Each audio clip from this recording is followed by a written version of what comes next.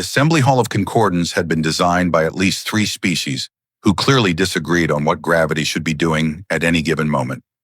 Noah Crane stood on a platform that subtly shifted its orientation every few minutes, as if the floor itself were reconsidering his right to stand upright. Above him, luminous arches curved into the air like frozen waves, refracting light from distant stars through transparent alloys that hummed with contained energy. The sound was constant, voices layered over voices, translation fields whispering meanings directly into his auditory implants. The low thrum of power that made his teeth itch if he focused on it too long. Noah focused anyway. That was his job. He was good at not panicking. This skill had been acquired the hard way, mostly during his first year as a diplomatic translator, when a minor misinterpretation of an insectoid honorific had nearly resulted in him being legally married to a hive cluster. Compared to that, today was supposed to be easy. 2 empires, 1 treaty, a few centuries of hostility smoothed over by careful language. Simple, delicate, absolutely not life-threatening. At least that was the plan. He spoke calmly, his voice steady as the translation matrix carried his words into 12 different conceptual frameworks. The Velari delegates listened with their characteristic stillness, long ears angled slightly backward in a posture Noah had learned meant attention rather than boredom. Across the hall, the opposing delegation shifted and murmured, their representatives flickering with bioluminescent irritation. Noah chose his phrasing with surgical care, mapping intent rather than words, meaning rather than sound. And then someone coughed. It was a small interruption, barely noticeable, but the Velari envoy paused. One of their advisors leaned close, whispering sharply. The temperature in the hall seemed to drop by a fraction of a degree. Noah felt it more than he heard it, the subtle change in the translation field, the tightening of silence. That term, the opposing ambassador said, their voice amplified without warmth, was mistranslated. Noah blinked once. It was not, he replied automatically, already reviewing the phrase in his mind. Guardian boundary. Stewarded space. A concept that didn't quite exist in human language but was very clear in Velari. He had translated it correctly, painstakingly so. The murmurs grew louder. The word accusation rippled through the hall in several languages, some of them involving metaphors Noah did not appreciate. A Velari elder rose partially from their seat, ears flaring outward now, a sign Noah knew all too well. Mistranslation, the elder repeated. By the human. That was when the guards moved. They were tall, pale-armored figures with weapons that hummed softly, the kind of hum that suggested the weapon was very excited to be used. Noah's brain helpfully supplied several unproductive thoughts, including the observation that this would be an embarrassing way to die, and the mild irritation that he hadn't even finished his morning coffee. He opened his mouth to protest, to explain, to do literally anything. He is my human. The voice cut through the hall like a blade through silk. Sound died. Translation fields froze mid-whisper. Even the hum of the weapons faltered, as if uncertain whether it was allowed to continue existing. Noah did not turn at first. That felt rude. Queen Thera stood from her throne, white skin luminous beneath the hall's shifting light, black hair falling in a smooth cascade down her back. Her long ears were angled forward now, sharp and unmistakable, her expression composed in the way only royalty or apex predators ever manage. She stepped down from the elevated dais, each movement measured, deliberate, echoing too loudly in the silence. Noah became acutely aware that several hundred beings were staring at him, as though he had spontaneously become interesting, which he disliked on principle. Thera stopped beside him, close enough that Noah could sense the warmth of her presence, could feel the weight of her attention settle like a physical thing. Do not speak, she said quietly, without looking at him. Noah, who had been seconds away from saying something catastrophically human, obeyed with impressive enthusiasm. Silence, Noah learned, was not the absence of sound, but the presence of attention. The assembly hall had gone so quiet that he could hear the faint static whisper of his own translation implant resetting, confused by the sudden lack of input. Hundreds of eyes, compound and singular, glowing and matte, organic and engineered, were fixed on the small, unremarkable human who had apparently become royal property or protection or something far worse, depending on cultural context. Queen Thyra remained beside him, her posture relaxed in a way that felt deeply intentional. She did not touch him, yet her proximity carried the unmistakable message that space itself now belonged to her. Noah resisted the urge to inch away, mostly because there was nowhere to inch to without falling into a diplomatic incident or a low-gravity ornamental pool. A Velari counselor found their voice first. "Your Majesty," they said carefully, long ears twitching in restrained alarm, "the phrase you have invoked." "I am aware of the phrase," Thera replied. Her tone was calm, which Noah suspected was much worse than anger. "And of its weight." Across the hall, the opposing ambassador leaned forward, their tendrils stiff with barely disguised satisfaction. "Then you acknowledge," they said, "that the human is now bound under your personal authority." "I do," Thera answered. A ripple of reaction surged through the chamber. Noah caught fragments through the translation haze. Unprecedented, dangerous, symbolic madness. One particularly dry voice muttered something that translated loosely as, "Finally, some entertainment." Noah's internal monologue, meanwhile, was busy screaming in lowercase. He stayed silent, as instructed, though his face betrayed him by cycling through confusion, alarm, and the very human expression of someone realizing their life had taken a sharp left turn without signaling. He risked a glance at Thyra. She was watching the hall, not him, her long ears angled slightly outward now, projecting authority. Up close, she looked less like a distant monarch and more like a person who had made a decision and was daring the universe to challenge it. The guards hesitated. One of them shifted, weapon humming uncertainly, as if embarrassed. "By our laws," the Velari elder said slowly, "to claim my human is to assume full consequence. Any harm to him is harm to you. Any accusation against him is an accusation against me," Thyra finished. "Yes, that is correct."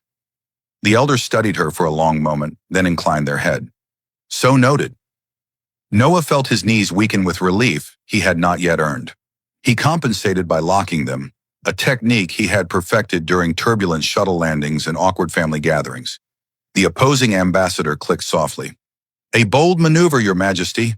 One wonders what prompted such attachment." Thyra turned then, finally looking down at Noah. Her gaze was steady, assessing, and for a brief, inexplicable moment, almost amused. "He translated correctly," she said, "and I dislike incompetence masquerading as outrage." Noah very nearly laughed. He swallowed it down, converting it into a cough that sounded vaguely dignified. The murmurs resumed, louder now, reshaping alliances in real time. Noah caught sight of a human observer several platforms away, their expression frozen somewhere between awe and the urge to request a transfer to agricultural diplomacy. Thera leaned closer to Noah, her voice dropping so only he could hear. "Remain still," she said. "They are deciding whether to be offended or impressed." "Good," Noah murmured before remembering he was not supposed to speak. He winced. "Sorry." A corner of Thera's mouth twitched. It was gone so quickly he might have imagined it. The session adjourned with ceremonial finality, though nothing felt final. As delegates dispersed, casting curious glances, Noah became acutely aware that he was no longer just a translator, standing in the wrong place at the wrong time. He was something else now, a symbol, a complication, possibly a footnote that would get entire chapters. As they walked, flanked by attendants, Noah leaned slightly toward Thera. "Your Majesty," he whispered, choosing his words with the same care he used for treaties, "I assume this comes with paperwork." She glanced down at him, eyes bright. "You have no idea." The doors to the Queen's private chambers sealed behind them, with a sound that reminded Noah uncomfortably of a vault deciding it trusted you, just enough to keep you inside. The corridor beyond the assembly had peeled away layers of ceremony with every step. Fewer guards, softer lighting, gravity that finally committed to a single direction. By the time they entered the chamber, the air felt warmer, carrying a faint mineral scent that Noah's implant politely labeled as native flora, non-toxic, mildly calming, which suggested someone had engineered the room with emotional regulation in mind. Thyra dismissed the attendants with a gesture so subtle, Noah nearly missed it. The doors slid shut. Silence returned, but this time it was smaller, contained, no longer hungry. Noah exhaled. It came out longer than intended. "You may speak now," Thyra said, moving toward a curved seating structure grown seamlessly from the floor. She sat with a grace that looked effortless and was almost certainly the result of relentless training. "Fantastic," Noah said, immediately ruining the dignity of the moment, because I was about 10 seconds away from screaming. She regarded him with open curiosity. "Humans scream when threatened?" "Only internally," he replied. "Externally, we prefer sarcasm." He realized he was still standing and chose a seat that looked least likely to eat him. It accepted his weight politely. That felt like a win. For a moment, neither of them spoke. Noah studied the room instead. Walls threaded with faintly glowing veins of energy, holographic star maps drifting lazily in the air, furniture that suggested function without explaining it. No visible weapons. That, too, felt intentional. "You understand," Thera said at last, "that what I declared cannot be retracted." "Yes," Noah said. "I got that impression when several people looked at me like I'd just been engraved into a monument." She inclined her head. "In our history, the phrase was used rarely. It denotes chosen protection, responsibility, alignment. And here I thought it meant I got a parking permit and a mug," Noah said. "World's strangest loyalty program." This time the smile was unmistakable. Brief, controlled, but real. It altered her face in a way that made her look younger, almost relieved. "You were not meant to be blamed," she said, returning to seriousness. "The accusation was engineered. The faction opposing the treaty required a disruption that appeared procedural. So they picked the human with the dictionary," Noah said. "Classic." "You noticed the term was correct," she said. "Despite pressure, despite implication." "That's my entire job description," he replied. "Also, I'm deeply stubborn." Thyra studied him for a long moment, her long ears angled slightly back. Not alarmed, Noah realized, but thoughtful. "That stubbornness is why I acted," she said. "If they had succeeded, the treaty would have collapsed. Violence would have followed. And you claiming me prevented that," Noah said slowly. "At the cost of whatever this is?" "Yes." He rubbed his face with both hands. "Okay, hypothetically, if I wanted to return to my quarters, sleep for 12 hours and wake up pretending this was a stress dream, would that be allowed?" "No," she said without hesitation. "Worth asking." "You are now under my protection," Thera continued, "which also means under my observation. Your movements will be restricted. Your role will change." "Does it come with a salary adjustment?" Noah asked. "Because my current compensation does not cover being a geopolitical liability." She laughed then, a quiet sound, surprised, as though it had escaped her before she could stop it. Noah stared, momentarily stunned by the simple fact of it. "You will be provided for," she said. "Extensively." "Well," he said, leaning back, "my mother will finally be impressed." Their eyes met, and something settled between them. Not comfort, not fear, but recognition. The kind that came when two people realized the universe had nudged them into the same story without asking permission. "You should rest," Thyra said. "Tomorrow will be complicated." Noah nodded. "Story of my life," he said, then paused. "Your Majesty?" "Yes." "For what it's worth," he said carefully. "Thank you for not letting them vaporize me over a verb." Her gaze softened, just a fraction. "You are welcome," she said. "My human." The words landed differently here, away from the crowd. Noah swallowed, suddenly very aware that this was only the beginning. By the next cycle, Noah discovered that being under royal protection was less like wearing armor and more like living inside a very polite cage. The cage was spacious, well-lit, and staffed by individuals who bowed before correcting his posture. But it was unmistakably a cage all the same. His quarters had tripled in size overnight, replacing his previous room, which had smelled faintly of recycled air and regret, with a suite that overlooked the inner gardens of the palace complex. The garden itself floated, suspended by localized gravity nodes, its trees drifting lazily as if undecided about where roots belonged. Noah stared at it for a long time. mostly because it stared back with bioluminescent leaves that pulsed in what his implant insisted was a non-threatening rhythm. He attempted to leave. The door did not argue. It simply refused. "That's fair," Noah told it. "I didn't want freedom anyway." A soft chime announced the arrival of his escort, a Veilari attendant named Sareth, whose long ears drooped in what Noah had learned was an expression of professional patience. Sareth informed him, gently but firmly, that the council required Noah's presence for a series of informal observations, which sounded alarmingly like an interrogation wearing comfortable shoes. The palace corridors were a study in controlled extravagance. Light flowed along the walls like liquid thought, shifting color in response to those who passed. Noah tried not to stare too obviously, failing in small but consistent ways. Several nobles paused to observe him with open curiosity, their gazes lingering as if expecting him to perform a trick. One whispered, loudly enough for the translation field to carry, "That is the human." "Yes," Noah muttered. "I'm very human. I have bones and opinions." When he entered the council chamber, conversation paused just long enough to remind him that he was still the most interesting mistake in the room. Queen Thera sat at the far end, composed and distant again, her earlier warmth folded neatly away beneath layers of authority. Their eyes met briefly. She inclined her head. Noah resisted the urge to wave. The council's questions came carefully disguised as concerns. Was the human comfortable? Did the human understand the implications of the bond? Had the human expressed undue influence over the queen's decision? Noah answered honestly, which confused them deeply.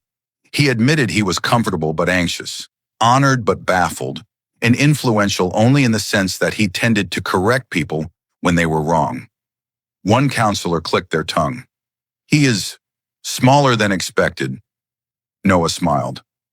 "I was taller before diplomacy," he said. "It takes inches." Thyra's ear flicked. That was all. After the session, which concluded with no conclusions at all, Thyra requested Noah accompany her through the upper terraces. Guards followed at a respectful distance, pretending not to listen. The terrace opened onto the city beyond the palace, structures grown rather than built, spires curling like living things, vehicles gliding silently between layers of traffic that obeyed entirely different laws of physics. "You are becoming a problem," Thera said conversationally. "I have that effect," Noah replied, "usually on weekends."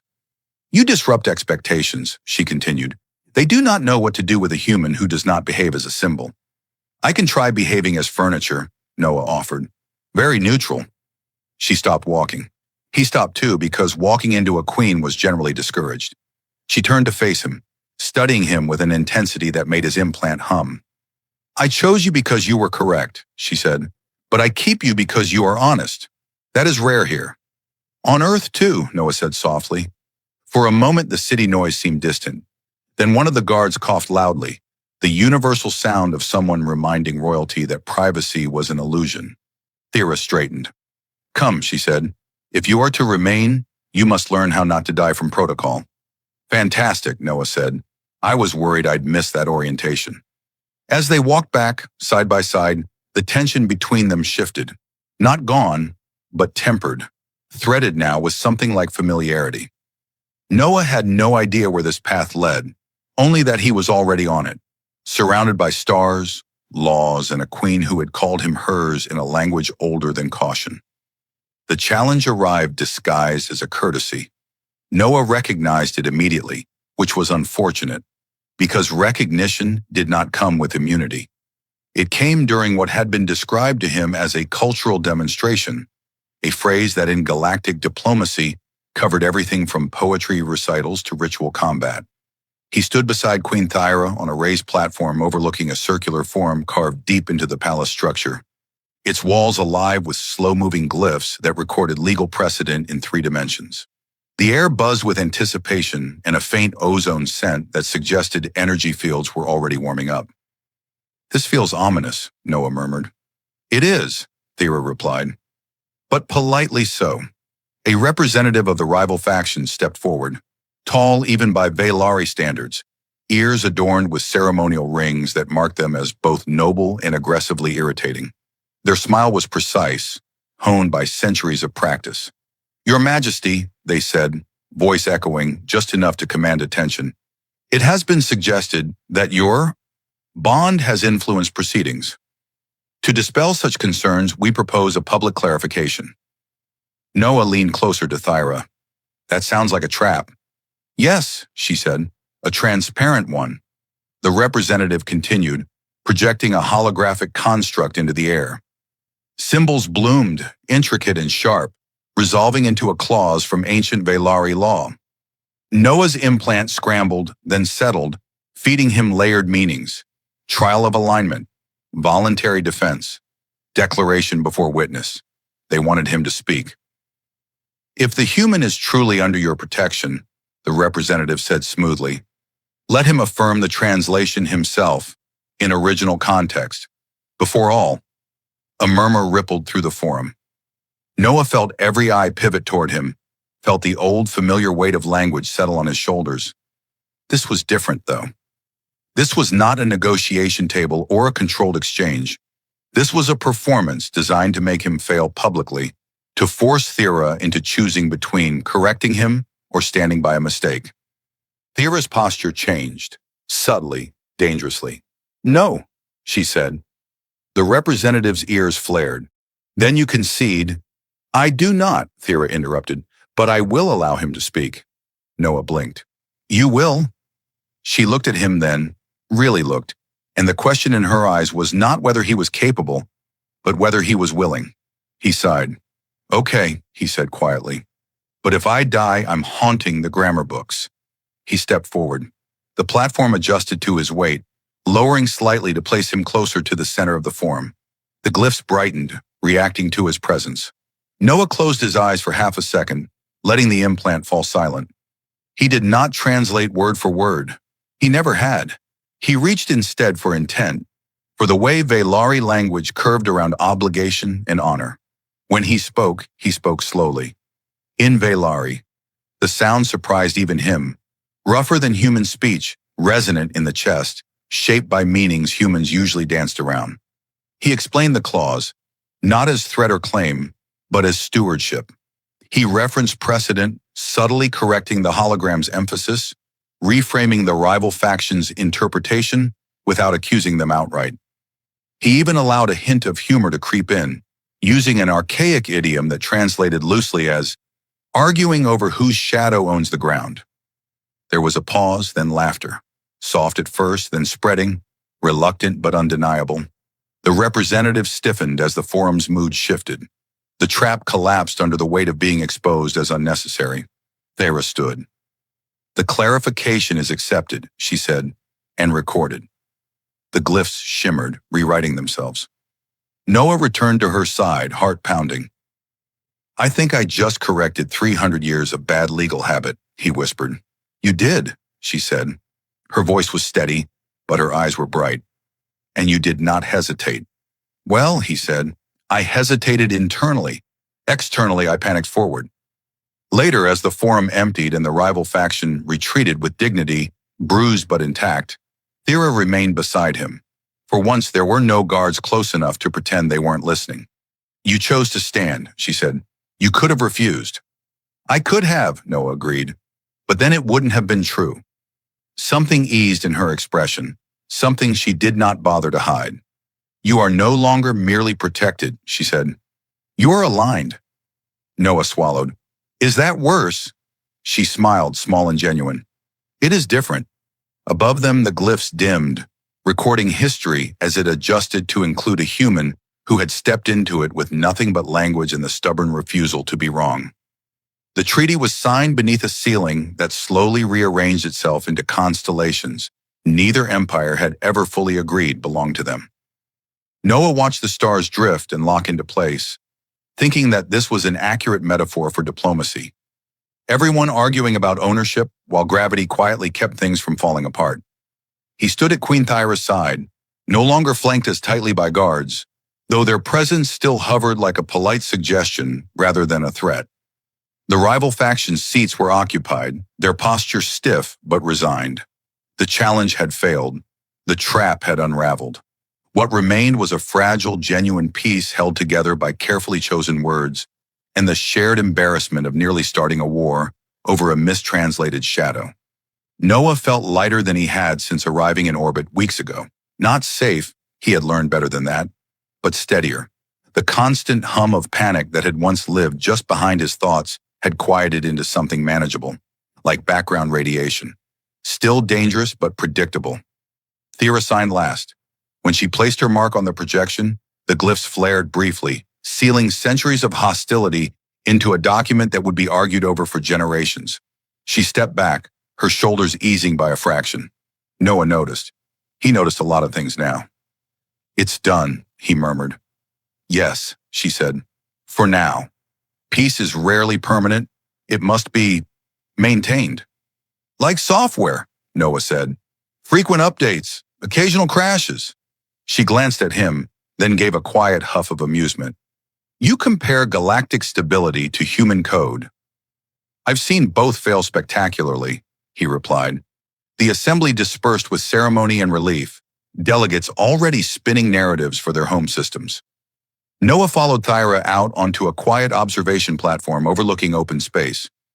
No city noise here, no counselors, just the vast, indifferent beauty of stars and the faint glow of the station's shields.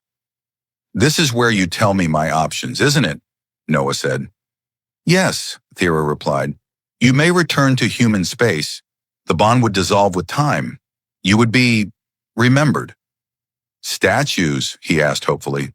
"Footnotes," she corrected. "Ah, my natural habitat."